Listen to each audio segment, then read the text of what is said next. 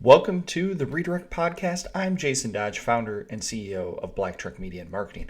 No doubt, generative AI, especially those large language models or LLMs, such as OpenAI's ChatGPT, Google's Bard, have been a major disruptor to not only the digital marketing space, but certainly the SEO world as well. On this episode, I'm joined by Britney Muller to discuss large language models and the implications that those can have on those of us in the SEO industry, or what you're doing in your SEO works as well. Some of you are probably familiar with Britney's work for years at MOZ and then working in the AI space at HuggingFace. Listen in as we explore the pros and cons of AI, some of the things you might want to be aware of as a marketer looking to leverage this technology. Let's get into it. All right, well, welcome to the Redirect, Britney. It's an absolute pleasure to have you on.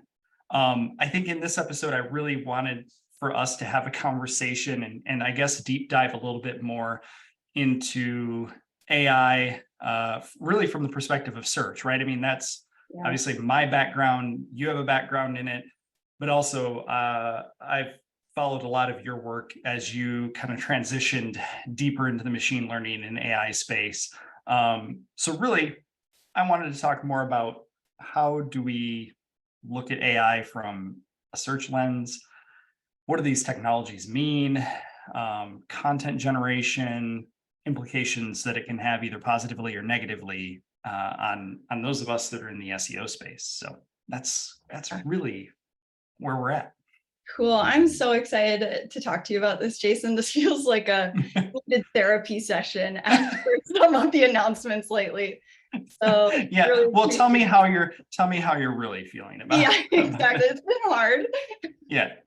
Yeah, definitely. I mean, it's difficult, I think, as just to kind of level the playing field. I think as an SEO practitioner, an agency owner, I'm navigating it probably completely different than those who are just directly in the trenches of like generating content, or those who sit within tools and products like SaaS products that are heavily driven by AI. I think I have a different perspective on it versus those folks. And so, yeah, I'm excited. Let's have a conversation. Cool. All right. Yeah, love it. So let's start with, I guess, let's just start with the elephant in the room, which is ChatGPT. Yes. And GPT-3 or 4, whatever the number is, it doesn't matter. I guess let's talk a little bit about how these things work, because I do think that, I mean, I've read a number of Twitter threads that you've posted lately that have been hopefully really eye-opening for a lot of people. Yeah. But let's discuss a little bit deeper about how these technologies work, what they're based off of, because I do think that is something that a lot of people don't understand and they don't grasp, just because it feels super in the weeds. Yeah. So how do we unpackage that? Yeah, it's such an important question, because I think as we move forward as well, it's going to be so essential that we have an open public discourse about how these things work, what they're really good at, what they're really bad at, and how we should navigate into the future.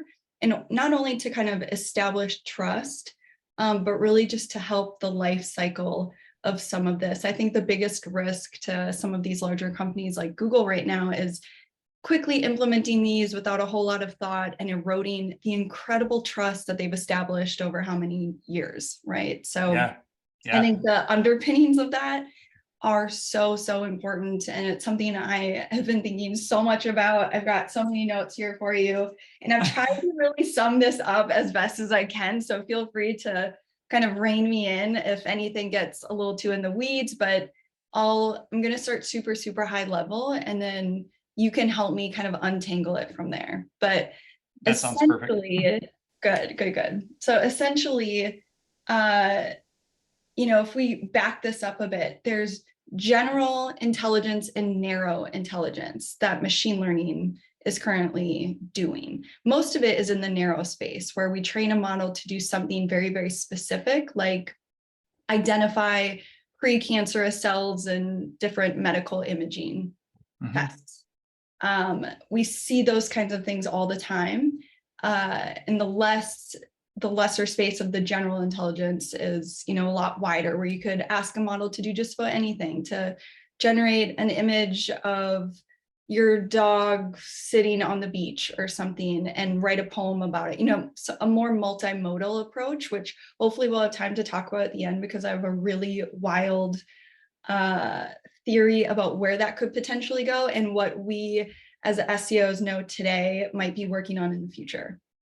So super high level, large language models, these aren't new. These have been around for a really, really long time.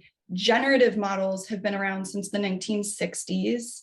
And basically at the root level, this is statistics. This is probability. This is a machine learning the statistical latent space of languages. And here's what I mean by that. If you consider the handwritten digits, which is kind of like the hello world to machine learning, it's called MNIST, and all the post offices use it. So let's take that model and just consider 1, 2, and 3. The digits 1, 2, and 3 have been maybe written out, a couple dozen times each, and we want to identify these numbers and classify them as they're written. How do we do that? Well, we use these models to train over time that basically cluster these things together. So, and all of this occurs in multidimensional space that we as humans have a really hard time visualizing. I can't get past a 4-dimensional space myself, but if you think about, how researchers approach this, we flatten it to a 3-dimensional space so that we can kind of wrap our heads around some of it. So again, the 1, 2s, and 3s, think of a 3-dimensional space. The 1s might be clustered in this top right corner of a box. And then the 2s might be in the middle to the right. And maybe the 3s are a little bit closer to the 2s because some of those look kind of alike. The same exact thing is happening on a huge, massive language scale, where something like alligator, crocodile will be very close to each other because they're seen in very similar context settings with sentences. And so basically what these models are doing is they're creating this latent understanding of language and how things are connected to one another. And then if you want to take it a little bit further, which I think this is a key thing to know about large language models, and especially ChatGPT, is it is simply predicting one word at a time. That's all it's doing. It has trained on all of this world's information, and it knows the next probable words to what degree. And so, yeah, from there it gets super interesting, because think about it from just even that sort of space. So let's say you have something like, I actually have an example here that I asked GPT to tell me. So I said, the camper reported which bear the girl had blank. And I asked ChatGPT to list out all the next probable words with the probability score. And so number 1 was seen. So the camper reported which bear the girl had seen. That was very high. Number 2 was encountered. And this goes from seen with a 0.6, so 60% most likely next word is seen. And then a 12% most likely follow-up is encountered.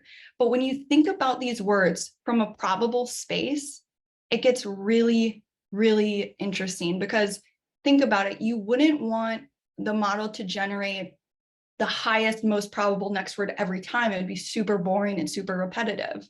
You also wouldn't want it to just draw words out of a hat. You need to find, what is that random sampling? What is that sweet spot? And that's why you might see on some models, there's like these temperature settings. And so like the higher the temperature, I consider it like spicier, hotter. It's more creative. It'll generate more bizarre, interesting things. It might have more personality. And then the lower that is, the less random will be, the more like quite literal, repetitive space that you see. Interesting. And I think too, it at least up to this point, it's good at it. And I'm just picking on ChatGPT right now. That's my kind of level experience with AI. And I know yours is much more vast than that. what it's good at versus what it's not good at. Like even in a mathematical sense, like I was doing some reading on it the other day, and it's like it does really well. AI does really well with like what would you call it? Binary? It'd be like 2 digits. Like you can do really good, like 25 plus 25. Like it can do that. It can do equations all day long on that.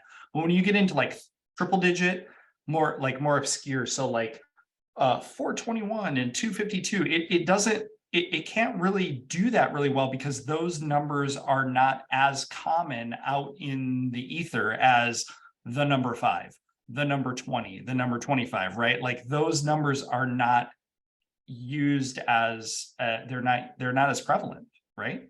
Right.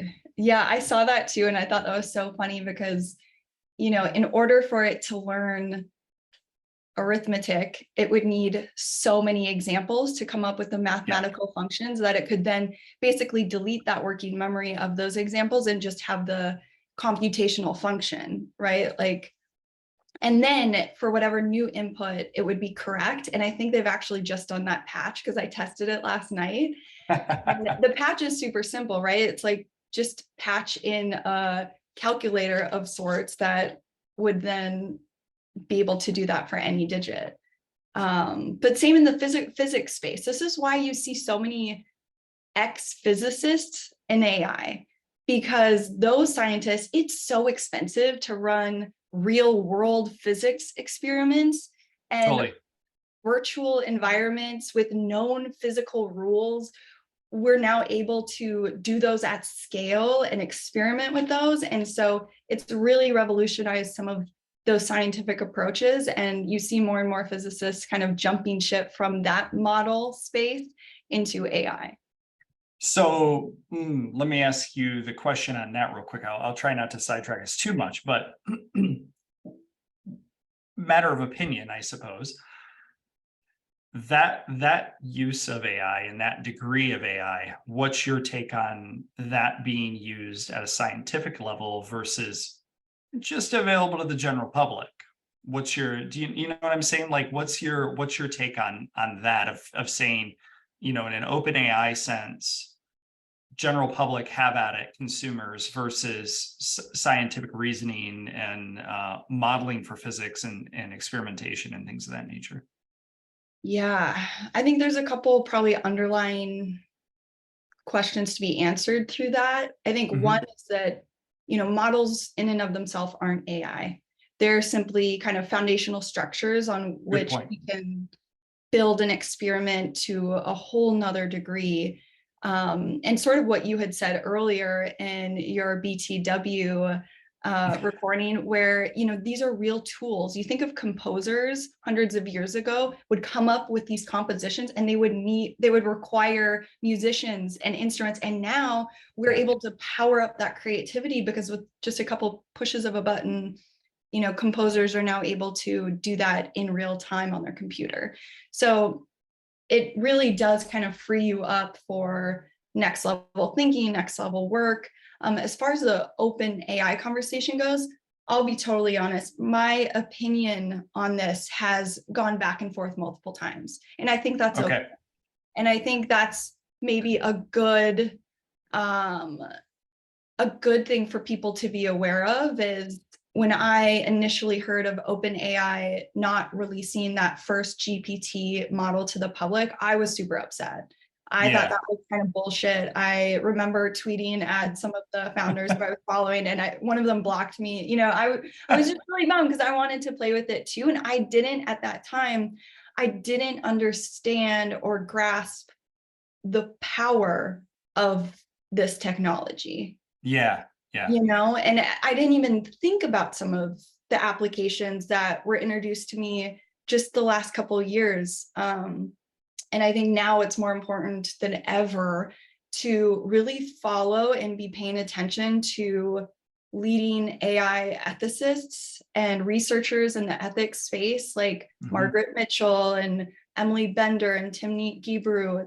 The things that they have been saying for years are so important to consider and think about. You know, I remember interviewing Meg for something at HuggingFace, and she brought up the point of, you know, these language models could create bots that generate hate speech. Imagine what like bullies in high school could do to a kid if they could generate like a very specific language model with some like inside jokes or whatever, and just really traumatize people in their school.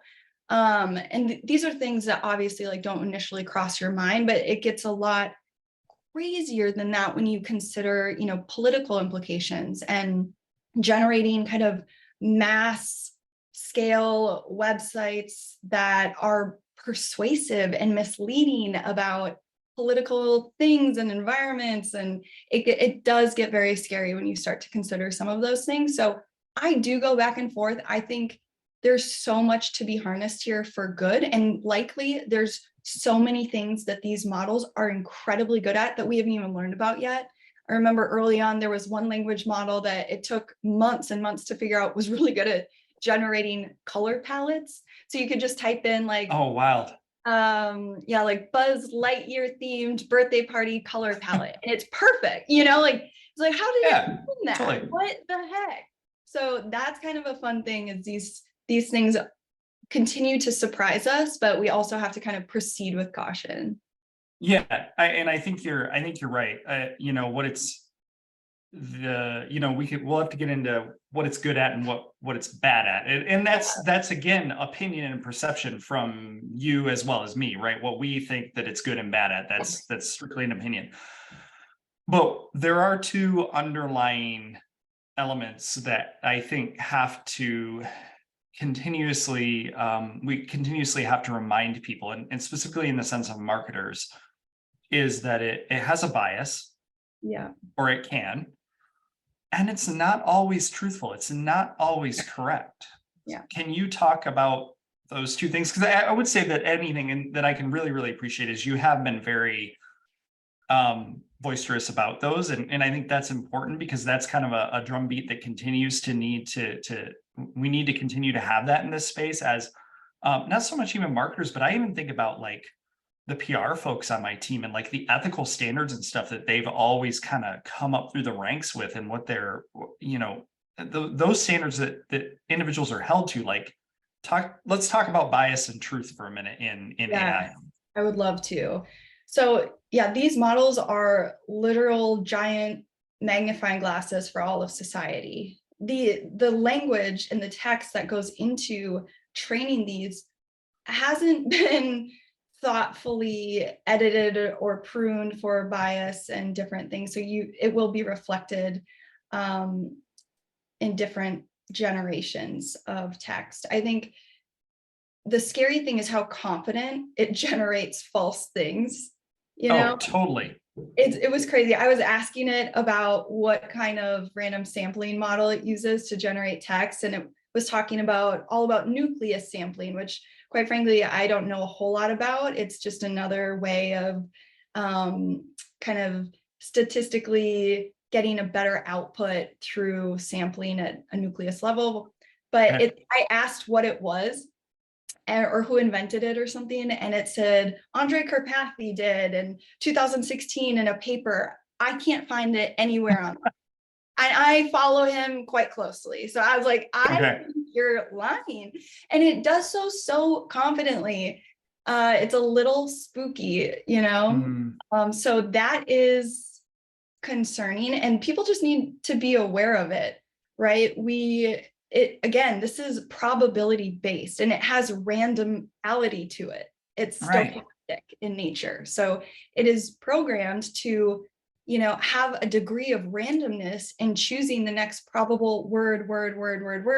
Of course, it's not going to be totally accurate. It's not pulling verbatim anywhere specifically, and it doesn't even know where some of these things came from. So that is a little concerning for sure.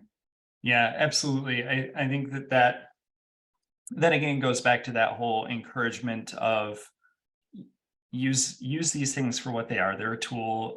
They might be able to speed certain processes up, help you create different systems, but you still need to fact check them. You still need to understand, you know, if you're a marketer, you still need to understand your audience. You still need to be maybe more intimate than you think with the brands you're working with or the companies you're involved in. Totally my stance agree. on it as So well.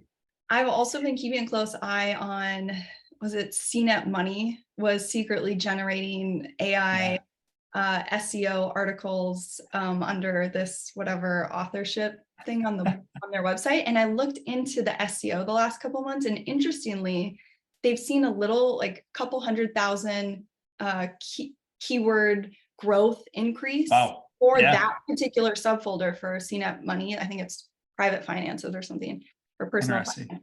But traffic has not increased.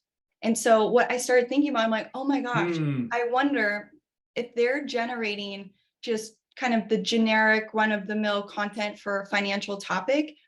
It's, again, you gotta remember, it's not cherry picking the best financial content. It's grabbing the whole bag of garbage as well. So what it's generating isn't purely driven by intent. It's not purely driven by the most high quality information. It's kind of garbling out.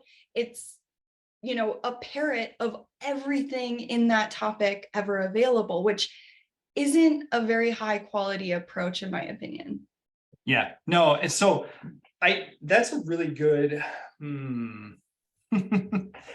that gets into the whole in the SEO space, right? We can't have nice things, right? We get a new tool, we get a shiny object, we exploit the ever-loving hell out of it, and then we get penalized for it. Yeah. That, I guess my stance has always been, I've never been one that wants to play that game. Yeah. So, right, like in SEOs, you're either an algorithm chaser or you're not. And I think that this just, people who are running these types of tests further solidify my thinking in that space. You mentioned something about intent, and that is a really interesting topic. It's one we've been discussing a lot internally at Black Truck. Is there any evidence that AI will be able to understand and write to intent anytime in the near future? Like, where do you think it is now? And then do we think that it can get to that point? Yeah. So Bing's doing this really well right now in the way that they are leveraging ChatGPT. And for the record, I do think we're underestimating Google. And I think it's only a matter of time before they come out with something very competitive. Oh yeah. You know what I mean? Like, so we're going to go there for sure. Okay, good, good, good. So the way I'm fascinated by the approach that Bing has, it's really interesting. So what it's actually doing under the hood with the current ChatGPT, which is likely 4 or 3.3 or whatever, is it's taking your prompt and it's then querying that with their index, and it's pulling up the top index result information to give you a better updated answer. And so that in and of itself, if you think about it, search engines show their hand a bit in search results. They house all the world's information. They know majority of people searching X are going to be satisfied by these top 10 URLs, this top 10 content. So if you think about that from an AI perspective, it's genius. The way that they are harnessing that intent by feeding back into the model after you put in your prompt, the top results content, and then kind of customizing that answer based on your question. It's incredibly powerful. It's incredibly relative to current events and current results. And it's the most granular we've ever seen search engines get in understanding someone's specific query and providing super, super specific results. Like I saw an example that I thought you would have got a kick out of. It was very specific search for like this 6-person vehicle, and it had all these like car terms that I didn't know and you would know. And it was like, I'm looking for it to go 0 to 60 of this and have this and this, and it had all these requirements. And it perfectly populated what those best, cheapest options were to fulfill all of those things. We've never been able to do that. We've never been able to see that. So that's something that's kept me up a little bit at night as well, is how are they harnessing some of that information? Will we as SEOs get access to any of that data? What would that look like? how the hell is the PPC side of this going to be, strategically capturing some of that? I saw an example earlier this morning that I retweeted where a PPC ad was inserted in the generated result from Bing that was an ad. It was a made up click. It was this person looking into their own site, and it said there was some certificate, and it was one of their ads. And they offer no certificates, right? So it's still generating some level of not totally accurate content, but you can see the way in which it's trying to weave in next steps. It's also, someone also kind of was able to see next logical prompts. It encourages you to keep chatting with it. This is going to rack up advertising dollars for them as well. They're going to get more information out of you. So it's, from an intent perspective, we've never seen anything like it. Yeah, and that's a really, I mean, that's always the missing piece. I think that good SEOs will be the ones that are always pushing more. I guess I'll back that up. I always say, like, for anybody in the SEO space, it should be pretty straightforward any time now, with a couple of tools to determine what it is that people are searching for, right? Like, any keyword tool can really get you pretty close. Yeah. But to really put together why it is that that person is searching for that to begin with is really challenging. Yeah. And we can all make predictions about it. We can make a lot of assumptions. We can create personas, we can create empathy maps, but you're never really going to narrow in on it 100%, right? And so I do agree, that is where AI technology, especially with what Bing is doing, is possibly going to advance that.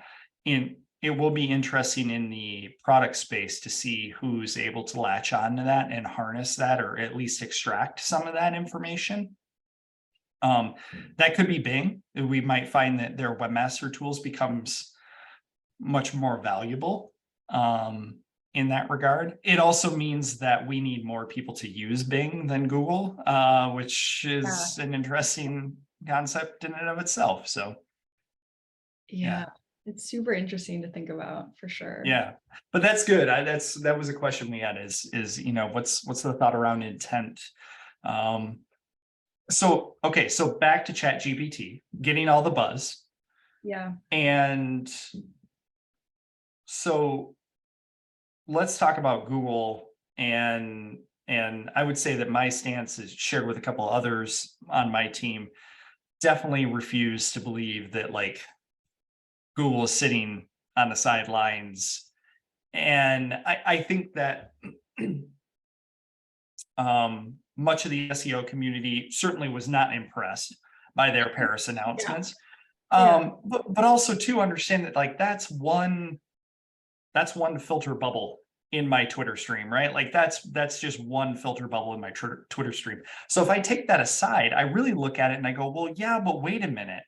Like, so Google, or Alphabet, has evolved so much beyond just a search engine and all of the things that they're involved in. And like my Pixel phone that's in my hand right now, and seeing these things evolve with Google Lens and Maps. And what it actually goes to show you, or at least it reaffirmed to me, was how ingrained they actually are in your daily life as a human being, as an individual. And it's all built off of something that Google started in search 20 plus years ago, 25 years ago, whatever it's been now. And that's trust. They have built up such an immense amount of trust in our daily lives. They're not a search engine, they're an answer engine. And so we've trusted it to go to our device, to do a search for a solution to our problems, an answer to our question, seeking knowledge and information, which also ties back to whether people want to admit to it or believe it or not, it ties back to their original mission. I'm not going to get into the ethics, but I mean, really, in my opinion, it shows how deeply ingrained and entrenched they are in your day-to-day life. Oh, that's such a great point. And I think, as this stuff advances too, they're going to have such an upper hand as far as having all of those kind of multi-touch data points, it For becomes sure. very, very powerful very quickly. I will say, you know, you're exactly right. They have been on top of this stuff for the longest time. They acquired DeepMind, which is now Deep Brain, that houses some of the top researchers in the world, in my opinion, in AI. And they're really, really smart in how they approach this stuff. And I think it's fascinating to see a company of this size, of this power, make such a trip on a launch like this, only because of this sense of urgency. And that's something we've historically seen them do. They're not good under pressure like that. Like we saw them kind of not put too much thought into like the Google Plus launch, right? There wasn't a whole lot. And so it's an interesting case study of, one, like, who is doing the PR here? I think about that a lot, especially because of my experience doing PR for a large AI company. You had every opportunity to double check and make sure that that screenshot example, that GIF that was going to be promoted as the big example demo before, you had every shot to make sure that that was right. How did that go through so many approvals without being checked? I think that's a huge mistake. I also think the way in which they're speaking about this stuff, oh my God, I almost fell out of my chair reading that blog post. I'm like, how foolish. Like, did the person writing this have zero knowledge of the space? Like, what are they doing? What are they doing? It literally read like, we've been doing this too. We got it. And it broke my heart because I know for a fact that they have this powerhouse AI team behind them. And that this was really a matter of like just poor execution. And so I would love to see them come out with like a real polished, real strategic kind of launch in the future that blows people away with the technology that they have had for years. And to your point, kind of, crafted in a way that leverages all the data that they house. So yeah, I mean, I think we've got things to look forward to, but it'll be an interesting journey because, again, that the trust thing, eroding public trust, is probably the danger that they face right now. They have established themselves as a verb. It's unbelievable. So in order to risk something like that, they need to handle this very, very carefully. I would agree. It does look, it's almost like they called it's almost like there was an executive meeting that said, hey, anything AI that you're working on, toss a slide deck together because we're going to the press. Like that's really what it felt like, right? I don't which is unfortunate, so some of the things that they showed I thought was really, I did think was really interesting. And that's a lot of it was based around image search and like kind of this multifaceted search within images or in platform. And I've often said for a while that, like, I think when everybody went down that voice search kick, a few years ago, like voice search is that's it. Meanwhile, we had some really smart minds in the SEO space. Pirna Virje was one of them, which, at Bing, saying like, no, actually, like you need to pay attention to like what we're doing with, was it Cortana? I think that's what it was. And visual, and it kind of clicked. Forget words for a minute and language. I've had the privilege of being in a number of like manufacturing facilities that have a multinational, multilingual employee base and workforce. And what you notice is that the universal language that is used throughout a shop floor is an image. So you can walk up to a rack in an assembly line, and what is on it Now, obviously, a lot of this is all based off of like Six Sigma and stuff like that. But when you walk up to that, what you see is you see a photo of that component and that piece that's supposed to be in that bin, which means I don't communicate to you, go get me the red pen with the yellow ends. I show you the picture and you know to go and get, you're going to go to the rack, you're going to find the bin that has the photo of the red pen with the yellow caps on it, and you're going to grab however many that you're told to get. Whoa. So why is it that SEOs continue to get hung up on, and I'm probably going to get chastised for this, why do we continue to get hung up on this? When actually, I really do think that there is technology there that's staring you in your face that you're probably going to sleep on, because we don't know how to measure it, because we don't know how to talk about it, right? And we're scared to, and we're scared to change that, right? Like it was, I want to say it was a MozCon probably back in 2012 that I heard Rand Fishkin talk about, like, we got to stop tracking rank.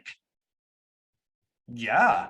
Right. Yeah. And then here we are, like last year in MozCon, we have Andy Crestodino from Orbit talking about, you need to start measuring. This is all about visibility in search. Forget rank, talk about visibility. Okay. Why is it that it's taken that from the time of 2012 to 2022, we have two individuals who are basically saying the same thing, and we're not there. Yeah. Now we have the advancements in AI. And if you look at everything that probably Google has been pouring themselves into, granted, a lot of it is highly consumer driven, Yeah. which is fine. But like, give me this red pen. Here's a picture. If I text you a picture of this, you're going to go and find this. Not, Brittany, I'm looking for a Pilot, Razor Point, micro felt, like, no way, I'm going to send you a picture of this. It's a universal language. Oh my gosh. You know what's kind of scary is hearing you describe that reminds me so much of like the very fundamentals of computers, right? Binary, ones and zeros. Everything they're now working on has been it's abstractions, right? Like we no longer write in ones and zeros. We no longer have to write what you just said about, hey, go do this, this, and this. No. It's abstracted into an image. Absolutely. Yeah, absolutely. It is, I mean, why even the most technical subject matters are best described with something visual. Mm-hmm. Because we know that all of us as individuals have an extremely limited attention span. And so the last thing I want to do is scroll and scroll and scroll and read these technical things. Like, yeah, it's supportive. I might need to know what certification you have or something like that. Like, that's relevant, sure. But look at what we made, and look at what we can make time and time and time again. Yeah. So I think we are kind of seeing that transition from very early days of search engines where we just type in, just one keyword. We had no idea what we were doing. That's and then right. Slowly got a little bit more, comfortable and natural. And now we're talking primarily about dialogue, like natural language dialogue. Yeah. And I mean, that's like the foundation of Lambda that Google's been working on for so long. And even when they did come out with voice search, I remember attending a couple hackathons at Google to create those voice actions, and everything we built was on something that they created called Dialogflow.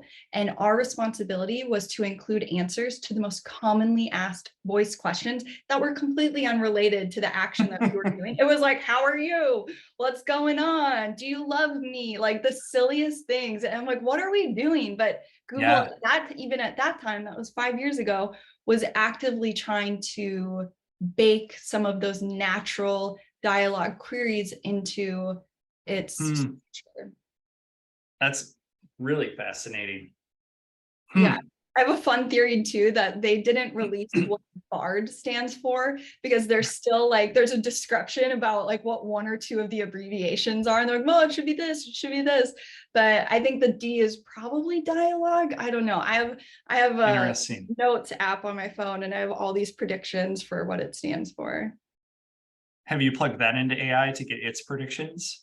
I should. You know what I have been doing though is I have been using ChatGPT to help me create the best prompt for what I'm trying to do. So it will ask Interesting. more information about what it is I'm trying to do and how I want it delivered and blah, blah, blah. And then it provides me the perfect prompt and I put it in to ChatGPT and it's awesome.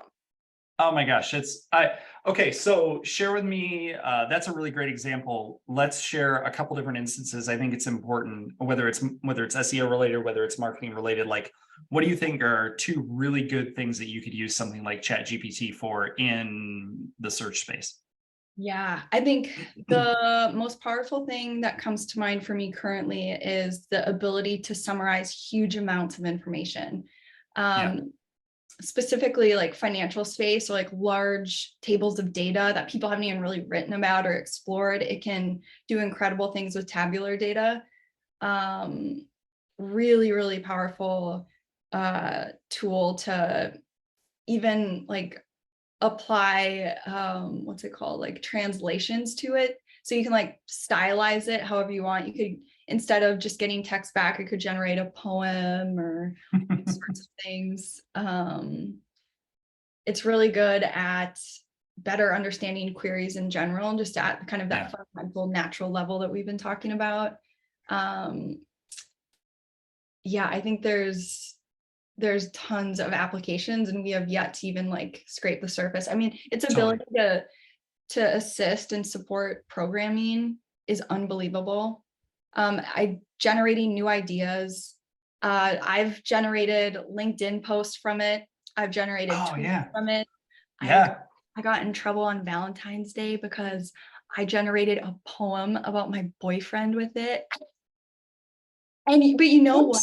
Yeah, whoops. It was one of the best lessons I've had so far in like real world applications of this stuff. Because when I told him, he is the best human on earth. He's so thoughtful and smart and kind. So hearing his thoughts on why that was wrong and why, you know, it was so telling in how things might look moving forward. Like he said something like it just wasn't fair to not know that it was AI generated. And I was like, oh my God, is that going to be on websites? And in my head, I'm making mental notes. I'm like, you know, should there be this badge for, because think about like PR emails, like people are doing this out the wazoo. And so how are we going to be able to trust the emails that we're getting are generated by real people versus machines? Same with all sorts of stuff. And then the other thing he said that I've been thinking so much about was he was like, I just don't like that I felt emotions from an AI generated thing. And I was like, no, that's why, you know, like these are things I didn't even think about. So I'm an idiot, but I was like, that's brilliant. Like, of course. And how do we mitigate some of that? Right. Like, and this is totally so important to have open discourse about some of, I think people are scared they don't know enough to like ask questions or, you know, say their opinions about things, but we need that more than ever. And it's interesting, even seeing like different SEOs create content and take different stands on some of this stuff has been super, super insightful. And oftentimes we need to be having these conversations out in the open because it's a matter of like definition.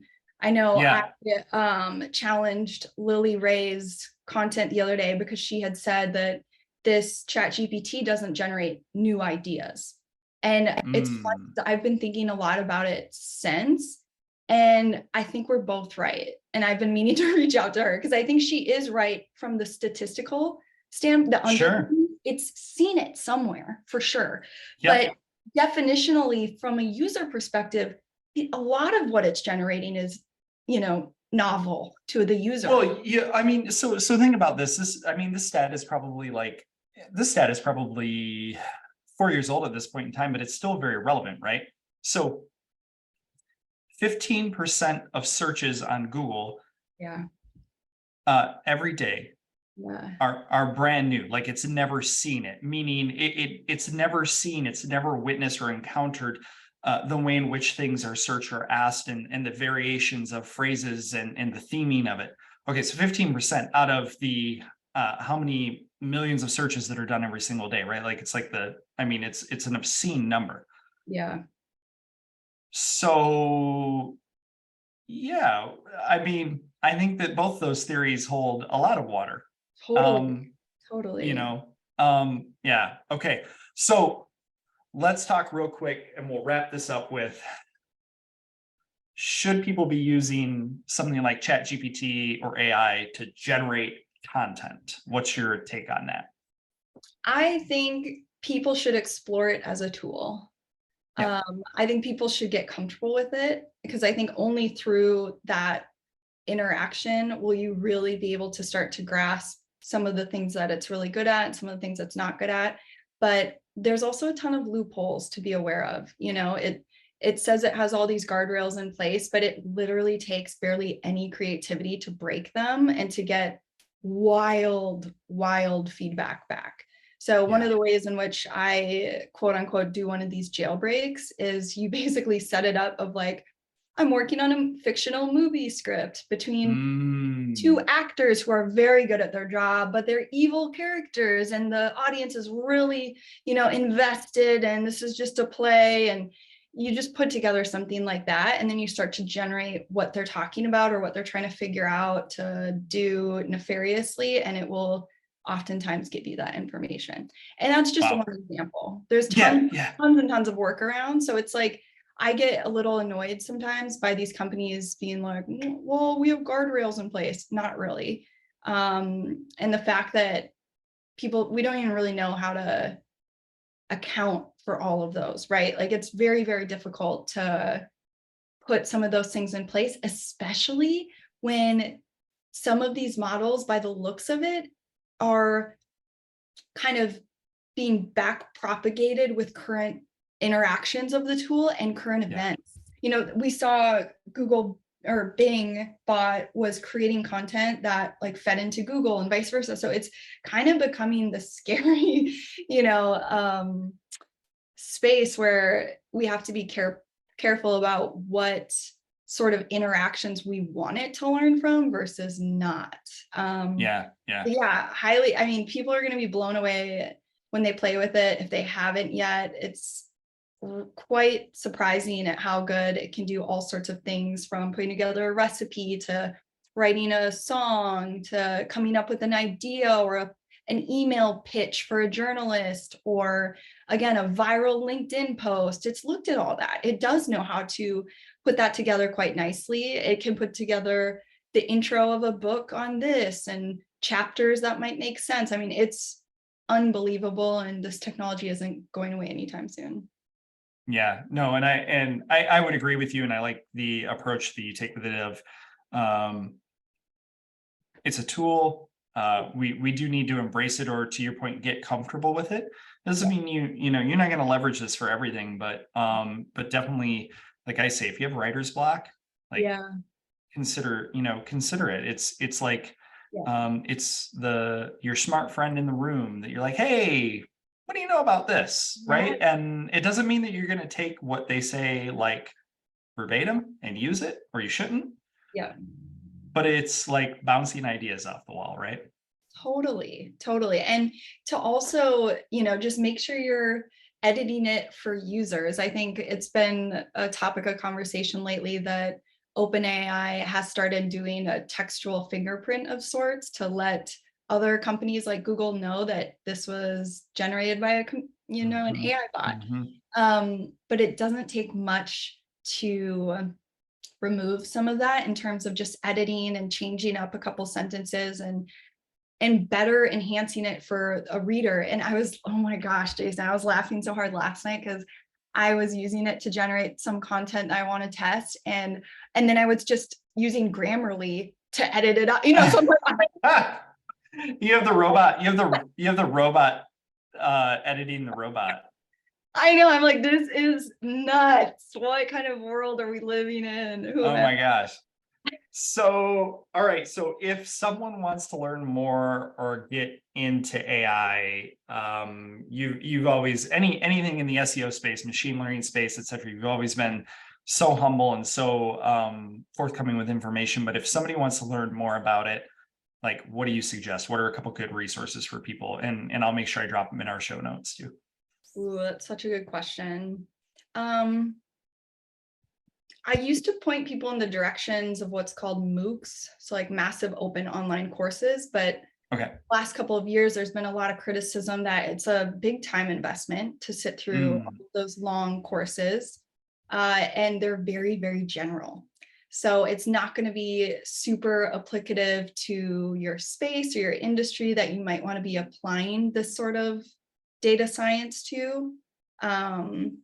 I always encourage people to like get your hands dirty, like have fun and just start breaking stuff in Colab notebooks. There's zero risk to you. You can get really good at some of the stuff. I have a GitHub repo that has a bunch of SEO tasks that can be done through Colab notebooks. I'm also working on a data science 101 series that Sweet. teaches people like fundamental statistics and probability that's baked into this stuff in a very easy to consume way. One thing that I've been thinking a lot about in sort of this the last couple of months is I've sort of swam in all of these deep AI waters for quite a while now. I've been treading and trying to find my way around this like deep, dark ocean. And granted, I don't have all the answers. I'm not a top AI researcher by any means, but I am really, really excited to distill what I know in a way that's really, really easy for anyone to understand and apply to their everyday life. It's something I've been passionate about for, oh my gosh, for over almost 10 years now. And it's something I don't see myself stopping anytime soon. So yeah, I'm excited to launch some of that content. I did tweet something that people could check out just to see if it's like maybe for them. There's a talk I did, MozCon, was it 2018? You messaged me about this too. And it was like, it was intro to machine learning for SEOs. Yeah. And it really, all of it still applies. Like it covers all of the basics and it kind of allows you to like see if it's something that you're interested in. And granted, you don't have to become an expert. I now think it's really powerful to have foundational basic knowledge that you can then apply to your everyday life. You should be able to confidently talk about large data sets and describe them with statistical sound data behind it. You should be able to confidently identify, different outliers and where things are headed. And there are logical ways of doing this and easy ways to do it with data science and machine learning. So I think all of this is going to become more and more accessible. It's, been more accessible over the years through other resources like Google Code Labs. I think that's still the term that they use. I know they're also doing like courses that are pretty specific. YouTube is an incredible resource. Oh my gosh. Find a specific thing you want to do, like one specific thing, look it up on YouTube and just, I always say, I'm like monkey see, monkey do on YouTube. I love seeing people program something start to finish and how they implement it.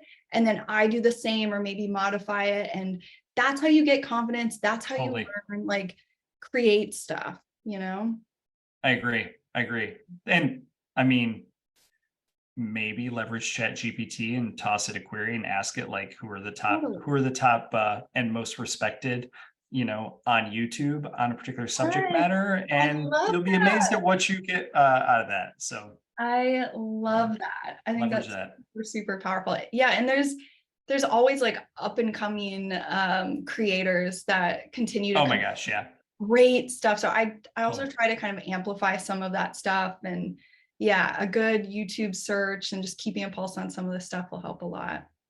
Absolutely. Well, Brittany, thank you so much for your time, your insights, always being, I think, a champion too of the ethics in this space too. I think that's extremely important.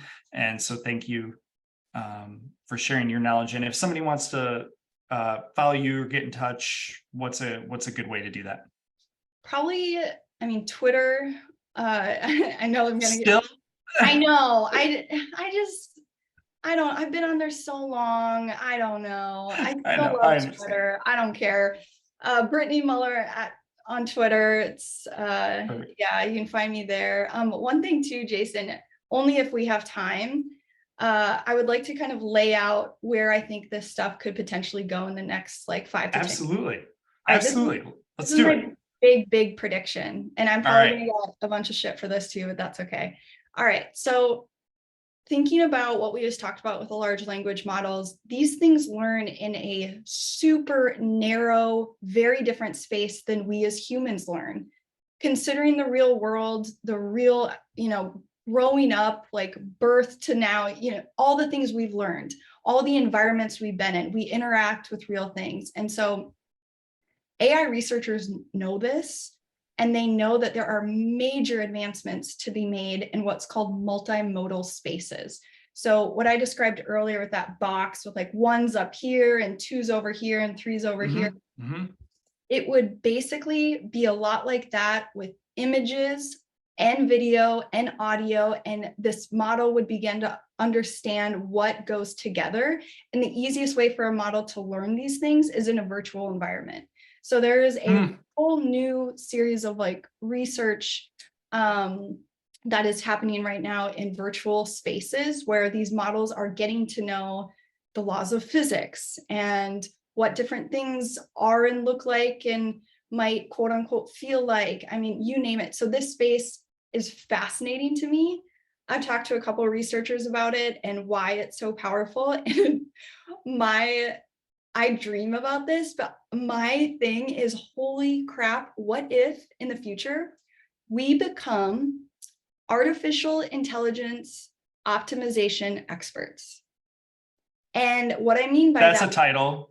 So in order for, you think about like the clients we work for today, let's say you have a client that has a couple products in the home space.